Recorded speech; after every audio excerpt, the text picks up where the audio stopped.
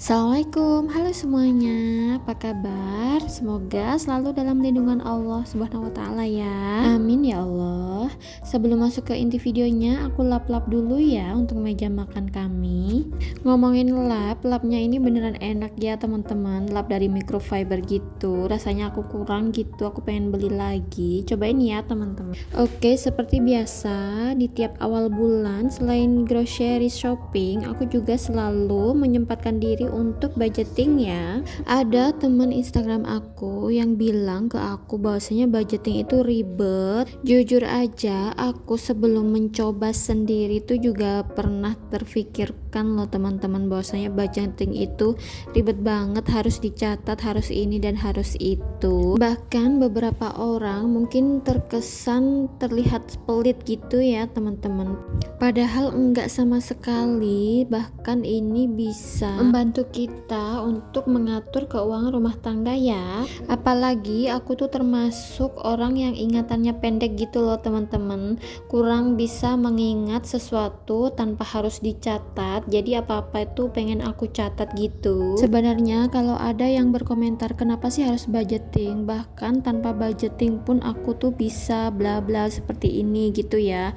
Nah disitulah tujuannya teman-teman, harus punya tujuan mau dialihkan kemana saja keuangan rumah tangga yang sudah dilimpahkan oleh suami gitu ya. Misalkan untuk sedekah, untuk tabungan pendidikan putra putri, atau tabungan yang lain dengan tujuan tertentu. Tapi kalau aku melakukan budgeting ini adalah biar aku itu tahu kapasitas keuangan kami itu sampai mana, supaya tidak mubazir, istilahnya berfoya-foya gitu loh teman-teman. Jadi bisa lebih mengatur dan menjaga keberkahan dari rizki yang telah kita terima. Oke, kembali lagi ke inti videonya. Oh iya teman-teman, untuk budgeting di bulan April kemarin aku memang tidak membuat evaluasi budgeting ya. Kenapa?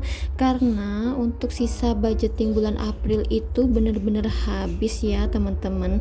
Karena kita tahu kan kalau bulan Ramadan itu hampir semua bahan makanan pokok tuh naik, jadi hampir nggak ada sisa gitu untuk budgetingnya. Tapi karena ini sisa-sisa budgeting yang beberapa bulan lalu, aku langsung amankan aja, jadi aku tukar ke pecahan 5.000 supaya tetap bisa ngisi saving challenge gitu teman-teman.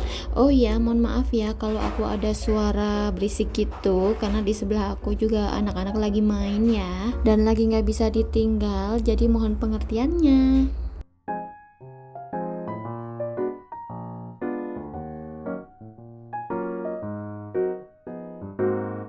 Alhamdulillah setelah dihitung-hitung untuk sisa belanja yang beberapa bulan lalu terkumpul 115.000. Ini langsung aku amankan aja di saving challenge. Saving challenge ini sifatnya aku menabung yang santai gitu ya teman-teman, gak ada yang harus memaksa gitu, yang penting ada sisa dan pecahan 5.000 baru aku masukkan. Bagi teman-teman yang mau mencoba budgeting, mungkin bisa dimasukkan juga list untuk membuat saving challenge ya, karena ini efektif banget sih untuk kita menabung, apalagi seperti aku ibu rumah tangga gitu. Misalkan yang lagi punya usaha pun lagi nauzubillah lagi macet gitu, tetap bisa nabung dari sisa-sisa budgeting yang bulanan seperti ini. Masya Allah, pokoknya dari hasil budgeting ini aku bisa saving lebih banyak. Insya Allah cara budgeting ini minim mudarat gitu ya teman-teman.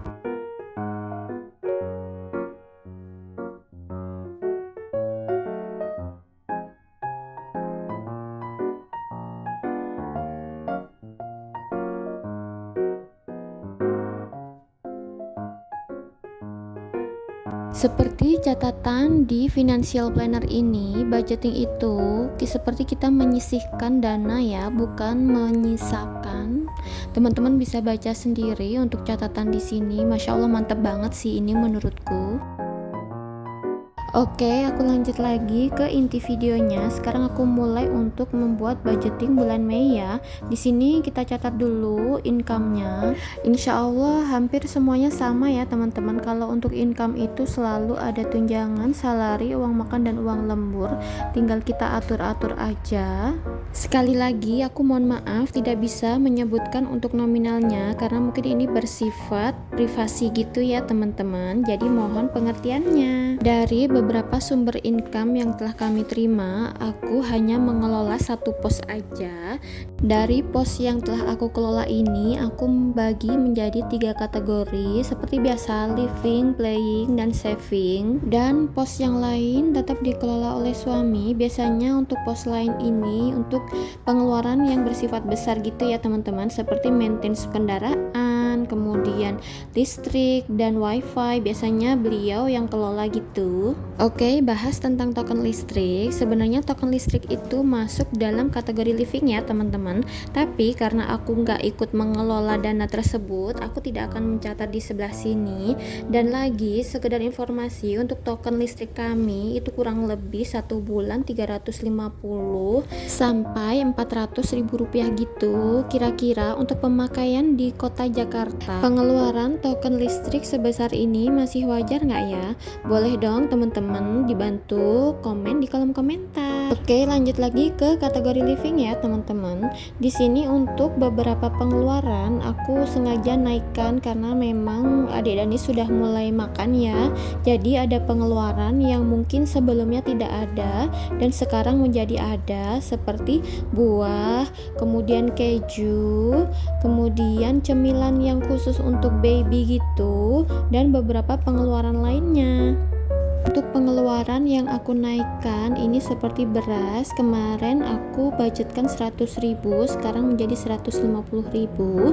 Dan untuk bulanan di supermarket biasanya aku habis sekitar 600.000 dan di sini aku budgetkan 800.000. Kemudian untuk pampers adik Danis juga biasanya ini budgetnya 100.000 aja teman-teman, aku naikkan menjadi 130.000 karena memang dia sudah upgrade size ya.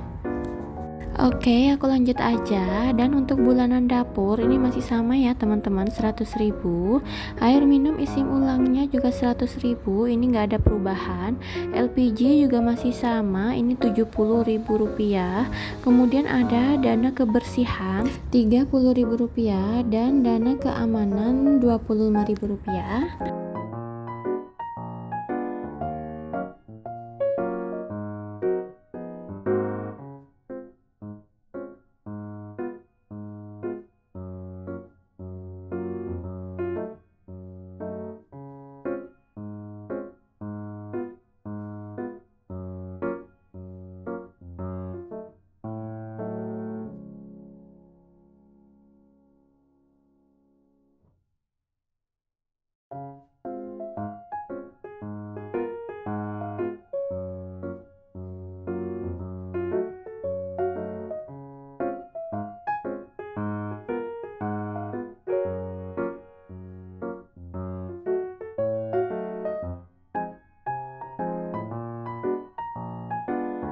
Aku lanjut lagi ya teman-teman. Di sini untuk akhir bulanan itu 100.000 rupiah dan belanja mingguan kali ini aku juga naikkan menjadi 300.000 per minggu. Ini aku buat menjadi 4 minggu ya teman-teman. Jadi totalnya 1.200.000 rupiah.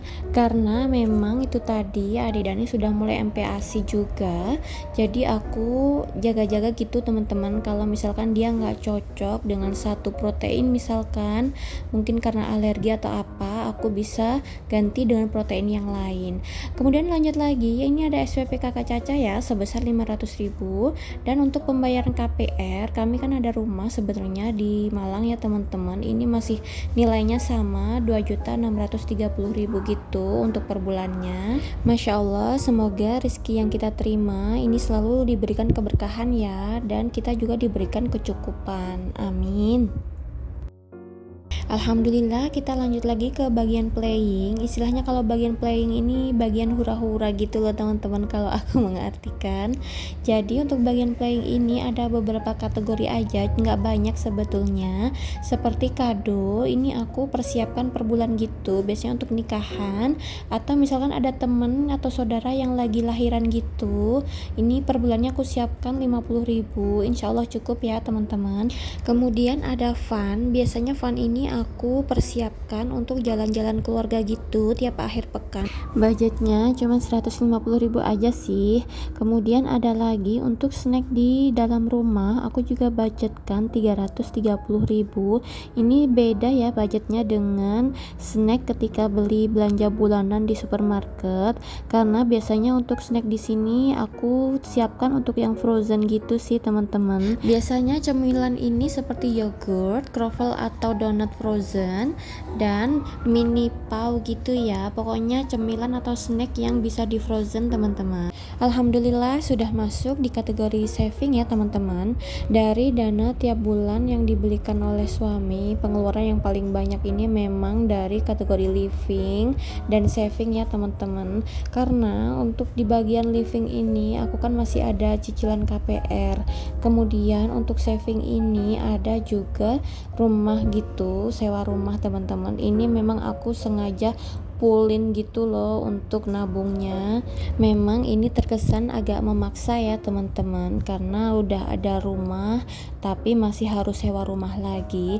Sebenarnya keuangan seperti ini tuh kurang baik ya teman-teman, jangan dicontoh dan jangan dijulitin ya, karena nasi udah jadi bubur dan rumah yang ada di Malang sudah menjadi milik kami. Jadi insya Allah diselesaikan aja untuk KPR-nya. Kemudian untuk sewa rumah di sini, karena kami memang rantau ya teman-teman. Mungkin ada teman-teman yang rantau juga seperti kami, boleh dong disapa di kolom komentar. Terima kasih sebelumnya. Dan di sini untuk sewa rumahnya aku buat sinking fund gitu. Per bulannya aku budgetkan 2 juta rupiah, dan ada sinking fund anniversary untuk kecil-kecilan aja sih teman-teman, merayakan pernikahan gitu. Per bulannya 100.000. Kemudian ada tabungan pendidikan kakak dan adik, ini untuk kakak 300.000 dan untuk adik 150.000.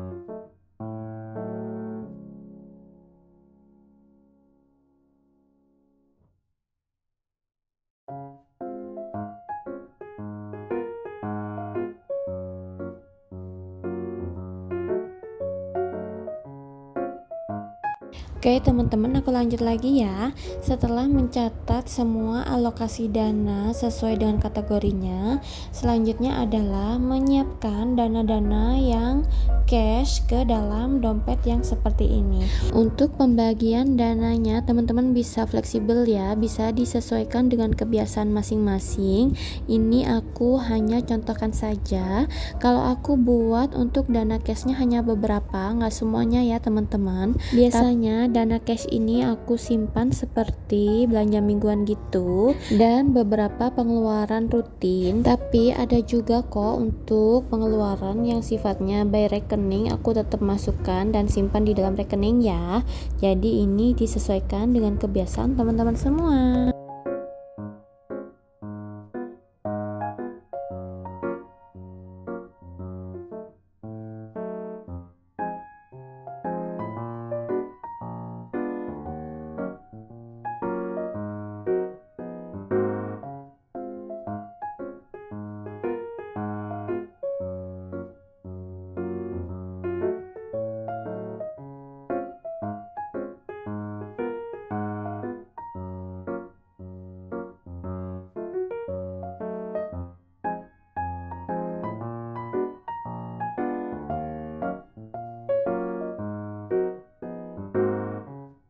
Masya Allah, nggak kerasa untuk budgetingnya sudah hampir selesai. Terima kasih banyak untuk teman-teman yang masih menonton sampai dengan detik ini.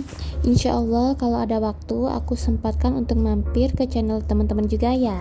Thank you for watching teman-teman semua. Dan jika teman-teman suka dengan video aku ini, boleh dibantu untuk klik subscribe, like, dan komennya ya. Semoga channel ini bisa segera monetisasi seperti teman-teman yang lainnya juga.